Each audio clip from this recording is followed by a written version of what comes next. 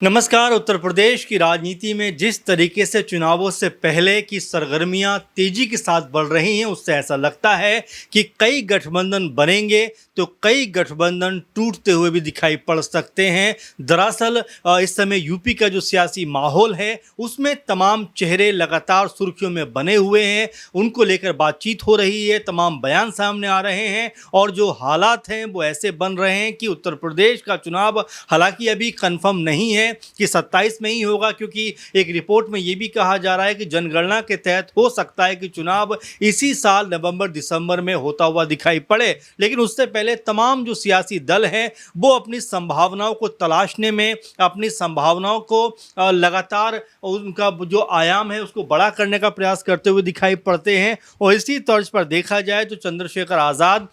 समाज पार्टी के सुप्रीमो यहाँ पर जो बात कह रहे हैं वो बात कम से कम इसको लेकर इस तरफ इशारा करती है कि क्या आने वाले दिनों में आज़ाद एक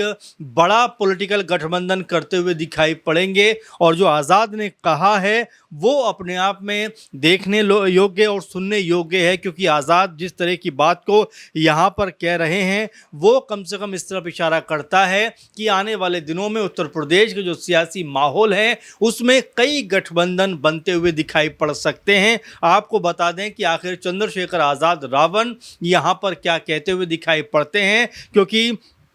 मायावती आजाद समाज पार्टी का साथ देंगी, ये बात नगीना से सांसद चंद्रशेखर आज़ाद कहते हुए दिखाई पड़ रहे हैं। जबकि अगर देखा जाए तो दोनों पार्टियों का जो वोट बैंक है वो एक ही तरीके का कोर वोट बैंक है। ऐसे में कई दफ़ा पहले भी आज़ाद इस बात को लेकर कह चुके हैं कि मायावती जी ने जो काम किया है दलितों के लिए वो कोई दूसरा नहीं कर सकता, इसीलिए वो मायावती जी का सम्मान करते हैं। लेकिन यहाँ पर चंद्रशेखर आज़ाद जिस तरह की बात कर रहे हैं कि मायावती आजाद समाज पार्टी का साथ देंगी, ये अपने आप में कई चीज़ों की तरफ इशारा करता है कि क्या उत्तर प्रदेश में मायावती और चंद्रशेखर आज़ाद यानी बसपा और आज़ाद समाज पार्टी का गठबंधन होता हुआ दिखाई पड़ेगा। चूँकि 27 का चुनाव जैसा लगातार खबर भी है कि 26 में हो सकता है, तो क्या उससे पहले जो यूपी का चुनावी माहौल है, जो सियासी पारा है, क्या वो एक अलग दिशा और दशा तय करता हुआ दिखाई पड़ेगा। चूँकि मायावती राजनीति की माहिर खिलाड़ी हैं, 3-4 बार मुख्यमंत्री रह चुकी हैं, बसपा की सबसे मजबूत नेता के तौर पर देखा जाता रहा है उनको, अभी भी सुप्रीमो बसपा हैं वो। तो ऐसे में उनको लेकर आज़ाद का इस तरह की बात कहना, क्योंकि इससे पहले भी हम देख चुके हैं कि आकाश आनंद ने आज़ाद को लेकर ये बात कही थी 2024 के चुनाव में कि कौन आज़ाद मैं नहीं जानता, और यहाँ तक कहते हुए दिखाई पड़े थे कि उन्होंने कोई प्रधानी तक का चुनाव नहीं जीता है। इस तरह की तमाम सारी बातें चंद्रशेखर आज़ाद के बारे में कहते हुए दिखाई पड़े थे। लेकिन चंद्रशेखर आज़ाद तो अपनी सीट जहाँ से वो लड़े यानी नगीना से चुनाव जीते, लेकिन मायावती जी जो उनके तमाम प्रत्याशी 400 से ज़्यादा सीटों पर 2024 के लोकसभा चुनाव में उतरे और एक भी सीट जीतने में नाकाम रहे। तो यहाँ पर यह समझा जा सकता है कि मायावती का जो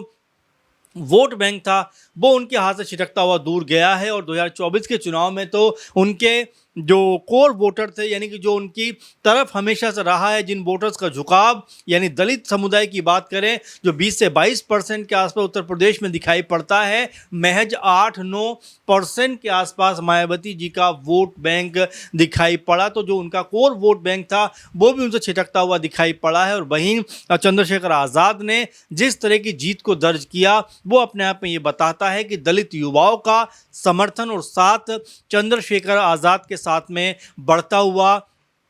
यहाँ पर नज़र आया। तो यहाँ आज़ाद जो बात कह रहे हैं कि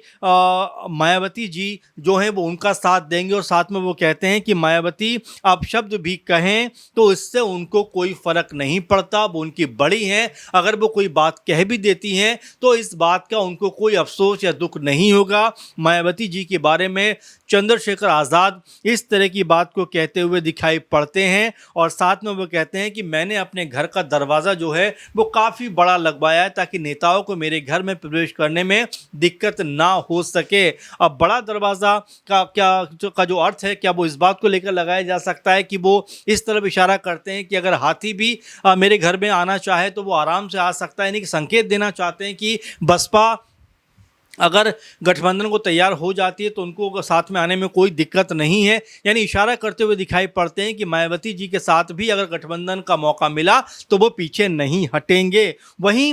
जिस तरह से चंद्रशेखर आज़ाद अपनी बात को सामने रख रहे हैं उसमें उन्होंने कहा कि सपा का दिल बड़ा नहीं है। यानी अखिलेश यादव के ऊपर उन्होंने हमला करते हुए कहा कि भाई अखिलेश यादव जो हैं या समाजवादी पार्टी जो है उनका दिल बहुत ज़्यादा बड़ा नहीं है, वो दूसरे नेताओं के पक्ष में उस लेवल पे खड़े नहीं हो सकते। क्योंकि चंद्रशेखर आज़ाद ने ये कहा कि मैं सिर्फ ये चाहता था 2024 में कि बीजेपी को हराने के लिए जो समाजवादी पार्टी है उनका साथ दे और नगीना सीट पर वो चुनाव लड़े, तो समूचा जो इंडिया गठबंधन है और उनकी पार्टी मिलकर बीजेपी का मुकाबला करते हुए दिखाई पड़े। लेकिन अखिलेश यादव ने उनके साथ में गठबंधन नहीं किया,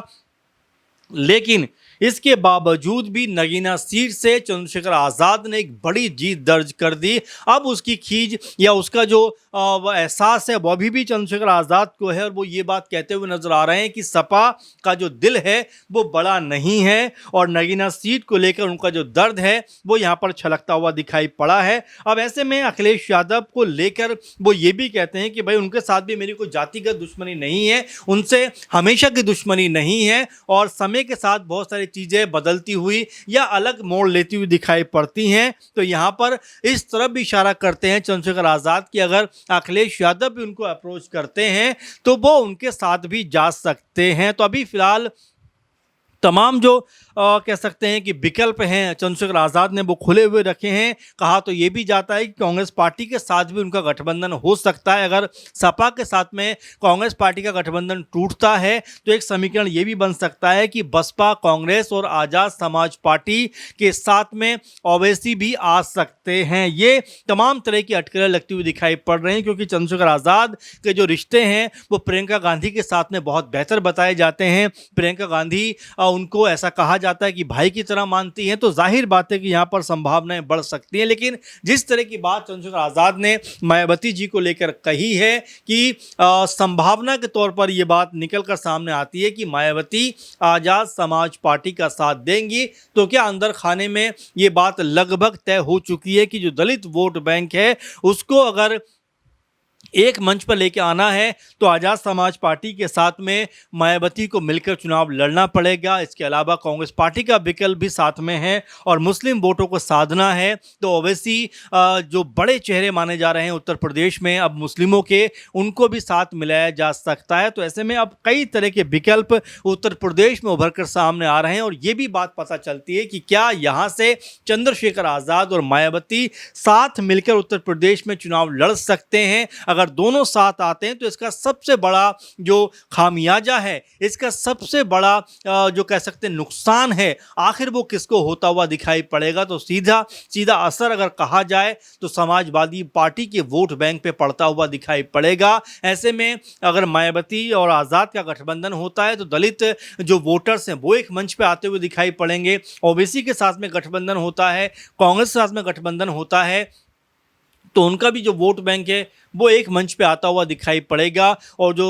मुकाबला है फिर वहाँ पर त्रिकोणीय होता हुआ दिखाई पड़ेगा। क्योंकि अखिलेश यादव पहले भी ये बात कह चुके हैं कि समाजवादी पार्टी को 403 सीटों के ऊपर अपनी जो तैयारी है उसको पूरा रखना। वैसे में चंद्रशेखर आज़ाद ने जिस तरह की बात मायावती जी को लेकर कही है उसके मायने आने वाले दिनों में ज़रूर निकल कर सामने आएंगे। ऐसे में क्या आप मानते हैं कि उत्तर प्रदेश चुनाव से ठीक पहले आज़ाद समाज पार्टी और बहुजन समाज पार्टी के बीच में कोई गठबंधन होता हुआ दिखाई पड़ सकता है, या आज़ाद सिर्फ चुनावी माहौल बनाने के लिए या चर्चाओं में आने के लिए इस तरह की बात को कहते हुए और करते हुए नजर आते हैं? आप अपना कमेंट, अपना सुझाव ज़रूर हमें दीजिए। हमारे साथ लगातार जुड़े रहिए, हमारे प्रोग्राम को शेयर ज़रूर कीजिए और लगातार हमारे साथ बने रहिए। नमस्कार।